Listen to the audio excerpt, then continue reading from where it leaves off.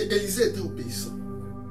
Et la consécration de son obéissance est passée par le plan que Dieu a activé de sa vie de succéder Élie. Alléluia. J'étais en train de, dans mes recherches, j'ai découvert que Élisée était devenu, a vieilli à la suite de choses, hein. À la suite d'Élie, il y a longtemps qu'il a marché à la suite d'Élie.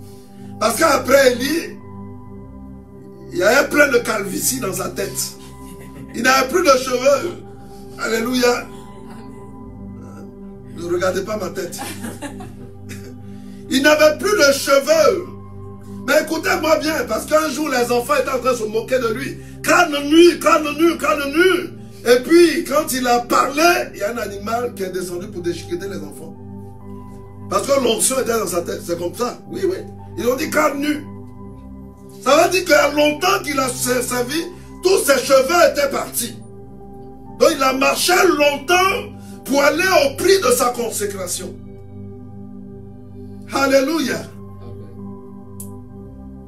Comment la direction de Dieu, depuis Horeb, Dieu a donné l'ordre d'aller consacrer Élisée, et comment Élisée a compris son appel, et comment Élisée a marché dans son plan. Je pense que je vais faire un séminaire qui va se dénommer Élisée. La marche d'Élisée. Je ne vais pas dire la marche d'Élie, hein, la marche d'Élisée. On va décortiquer le chemin d'Élisée. Pour nous aider à comprendre. Aujourd'hui, il y a des jeunes serviteurs ou des gens qui veulent servir Dieu et ne veulent pas payer le prix.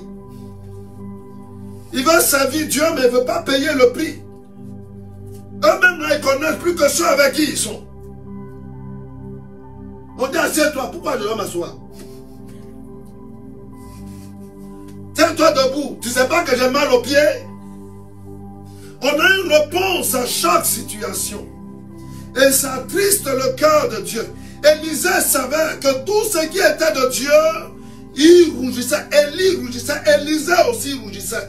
Élisée n'a pas eu peur de dire, eh, mais mes parents sont vieux. La Bible dit quand Élisée a entendu, il a vu le mouvement de l'esprit. Il est même allé faire une œuvre de charité.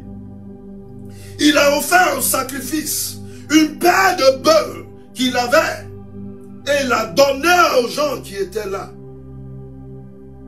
Et ensuite, il allait dire au revoir à ses parents.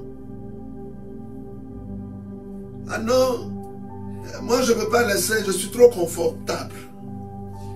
Élisée avait un champ. Il avait des paires, il était à la 12e paire de bœufs. Ça veut dire que Élisée avait des parents qui avaient les moyens. À l'époque, ceux qui ont des champs aussi comme ça, sont des personnes aisées. Mais Élisée ne s'est pas retenu dans la joie de son Seigneur pour dire, écoute, moi je ne peux pas te servir, je vais rester. Ou mon père, ma mère, Élisée a répondu à l'appel. Et l'appel d'Élisée a été très radical. Amen. Aujourd'hui, on a des chrétiens solo, des chrétiens yéyé. S'il faut que je dise, des gentils chrétiens aussi, qui savent tout de Dieu et qui donnent discipline de Dieu que même parfois Dieu n'a pas dit. Oh, relax, tu peux relaxer, tu peux prier matin une fois, le soir tu n'as pas prié, c'est pas grave. Regarde la Bible là, moi-même je lis un verset par mois, et puis Dieu me bénit avec, même si tu n'as pas lu, c'est pas grave. Il faut leur dire, ils sont des menteurs.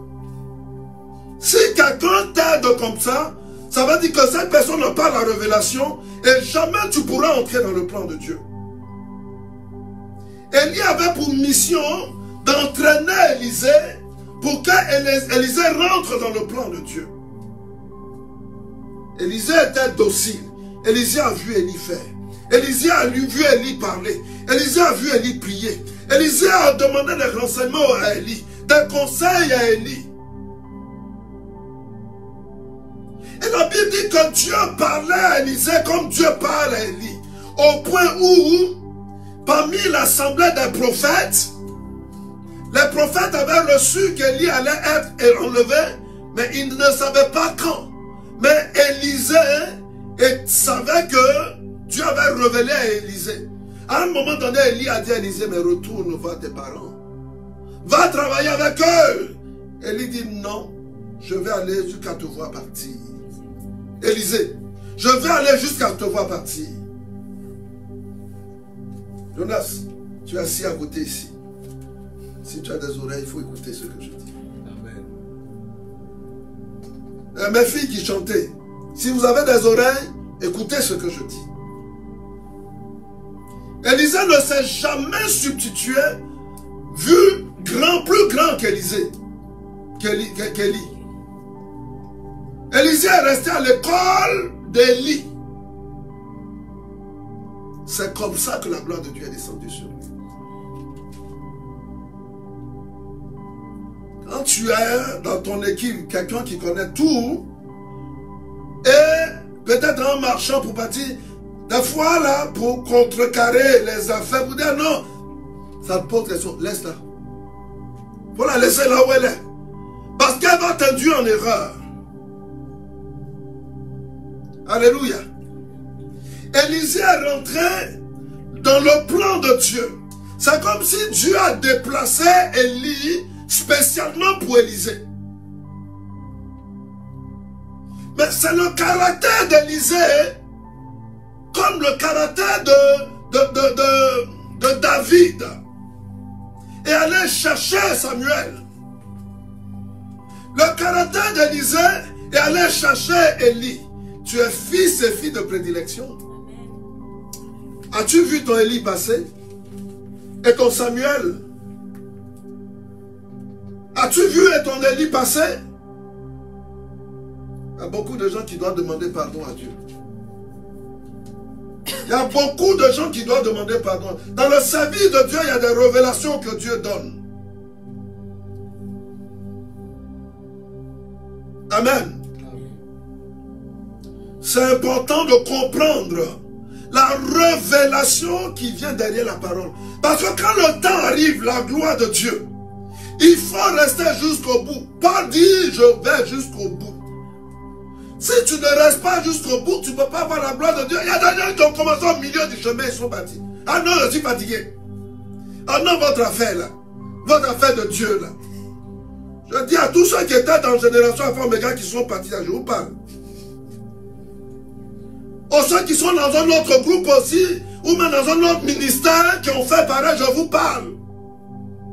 Le Saint-Esprit, à l'école du Saint-Esprit, Dieu ne se trompe jamais. Alléluia. Et puis si tu sais entendre la voix de Dieu, tu vas voir la gloire de Dieu se manifester pour toi. Parce que Dieu te bénit par Élie qui met sur ton chemin. Et le but d'Élie, c'est d'aider à aller au-delà du Jourdain. Que le manteau, que tu sois revêtu du manteau de l'Éternel des armées, qui est le pouvoir, comme le bâton de Moïse qui a fendu la mer. Mais ça passe par le prix à payer pour que ce manteau te soit doublement vêtu. Non, je viens du travail, il est 16h30. Non, je dois prendre mon dîner. Donc, je ne peux pas prendre mon dîner. Donc, c'est compliqué. Eh bien, je dois maintenant encore derrière la caméra. Mais c'est comment? Et non, je vais venir chanter encore des fois que je suis fatigué. Et surtout que je travaille quelque part là-bas à la maison. C'est dur, tout ça. Et je vais venir encore chanter. Non, Seigneur, je suis... Mais ben, je suis fatigué aujourd'hui, je ne peux pas.